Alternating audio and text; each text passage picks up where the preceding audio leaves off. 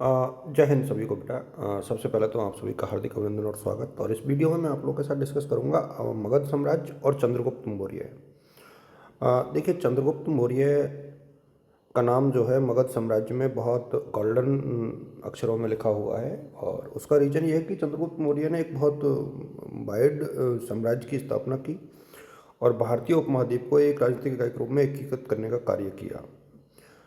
इसके अंतर्गत हम पूरी जो चंद्रगुप्त मौर्य के कार्यकाल के दौरान जो जो घटनाएं हुई उनको हम देखेंगे। मगध साम्राज्य का उदय, तो यहाँ पर आपको ये देखना पड़ेगा कि किसने तो शुरुआत की। और जैसे वैदरथ ने इसकी स्थापना की, इसके बाद शिशुनाग वंश आया, उसके बाद नंद वंश आया। ठीक है, इसको थोड़ा सा इतना ही पढ़ें, ज़्यादा डिटेल से नहीं जाए। फिर चंद्रगुप्त मौर्य के राजनीतिक जीवन के बारे में देखें थोड़ा सा। कब इनका जन्म हुआ, परिवार कैसा था, कैसे इनका चाणक्य से मिलन हुआ, शिक्षा और प्रशिक्षण इनकी कैसे प्राप्त हुई, है ना। टोटल क्योंकि ये शिष्य थे। और मगध पर अधिकार का संकल्प जो है किस प्रकार से, यानी नंद वंश के जो शासक थे बेसिकली उनसे चिढ़ करके, एक प्रकार से खिन्न होकर के चाणक्य ने चंद्रगुप्त मौर्य को तैयार किया। हालांकि ये बात अलग है कि इनके बचपन और युवा अवस्था के बारे में इतिहासकारों में काफ़ी भेद है, लेकिन ये मैटर नहीं करता है। हमारे लिए मैटर ये करता है कि इनकी क्या क्या उपलब्धियाँ रही। नंद साम्राज्य का जैसे ही पतन हुआ तो चंद्रगुप्त का उदय हुआ। ये आप लोग थोड़ा सा देखें। अच्छा, इनका विस्तार कहाँ कहाँ था, तो अब ये विस्तार और विजय को आप लोग बिल्कुल क्रम से लिखें। उत्तर पश्चिम में इसका विस्तार जो है पंजाब और सिंधु घाटी क्षेत्रों में हुआ और सेल्यूकस निकोटर से युद्ध हुआ। और इन्होंने जो है सिकंदर के सेनापति सेल्यूकस को परास्त किया। ध्यान रहे इस चीज़ का। ऐतिहासिक संधि हुई, सेल्यूकस ने ईरान के कुछ हिस्से जो है चंद्रगुप्त को सौंपे और वैवाहिक सेल्यूकस की पुत्री का विवाह जो है चंद्रगुप्त या उनके पुत्र से हुआ। ये ऐसे संबंध प्रमाणिक तौर पे मिलते हैं। इस चीज़ का आप लोग ध्यान रखना।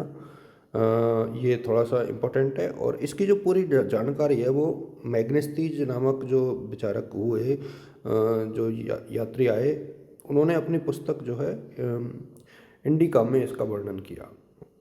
साम्राज्य का विस्तार तो आप यहाँ पर देख लीजिएगा कि उत्तरी भारत में विस्तार था, मध्य भारत में भी था, दक्षिण भारत में भी था, उत्तर पश्चिम और पूर्वी क्षेत्र। प्रशासनिक व्यवस्था को थोड़ा अच्छे से समझें आप लोग। केंद्रीय स्तर पर जो है सम्राट के नेतृत्व में मंत्रिपरिषद हुआ करती थी, उसके द्वारा विभाग थे।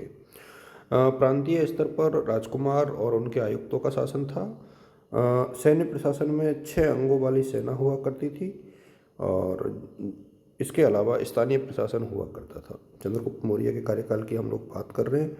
आमत हुआ करते थे, जैसे राजस्व है, जो अलग अलग विभाग, आमत यानी मंत्री, 30 मंत्री हुआ करते थे। आप देखो कि कितना विस्तार से इनका वर्णन आपको मिलता है।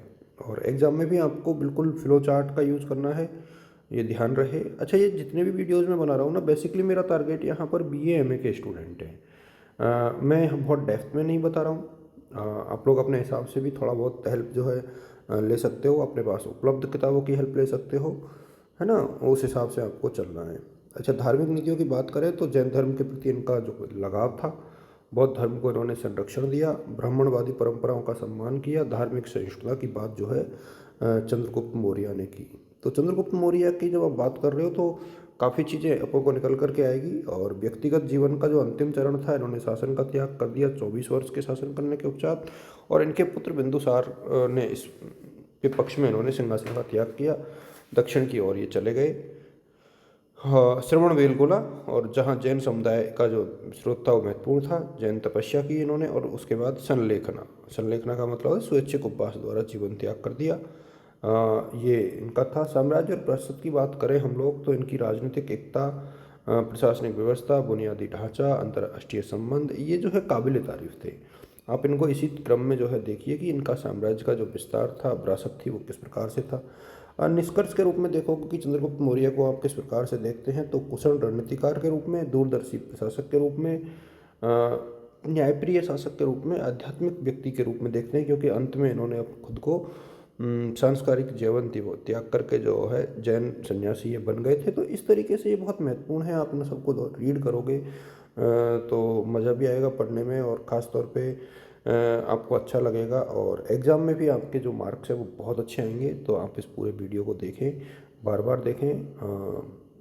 आप सभी को शुभकामनाएं, ऑल द बेस्ट और good luck, thanks to all of you. हाँ, एक चीज़ आप लोग नोट करें, ये वीडियो आपको जो जितने भी वीडियोज़ हैं वो मिलेंगे आपको DS एजुकेटर टेलीग्राम ग्रुप पर। Thank you so much.